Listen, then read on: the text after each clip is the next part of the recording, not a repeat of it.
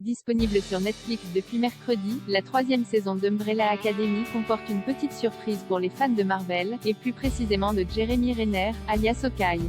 Série Netflix sur une famille super-héroïque dysfonctionnelle, Umbrella Academy est connue pour ses géniales bandes originales alternant tubes et pépites moins connues. Et la troisième saison, disponible depuis le 22 juin, ne fait pas exception à la règle.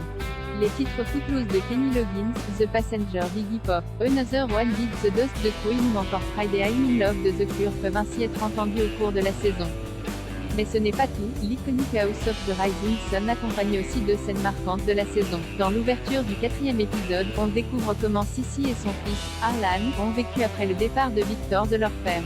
Des images qui défilent au son de la plus célèbre des versions de la chanson reprise en français par Johnny Hallyday, soit celle de The Animals. Le morceau est ensuite entendu à la toute fin de l'épisode alors que le spectateur découvre ce qui est arrivé aux mères des membres de l'Umbrella Academy dans cette réalité alternative. Ce n'est cependant plus la version du groupe d'Eric Burdon qui retentit mais celle de Jeremy Renner. Et oui, c'est peu connu mais l'interprète de Hawkeye dans l'univers cinématographique Marvel a enregistré plus d'une dizaine de chansons au cours de sa carrière, dont une reprise de House of the Rising Sun, en 2019, qui illustre parfaitement la conclusion du quatrième épisode de la troisième saison de la série Netflix. Jeremy Renner est-il sur le départ du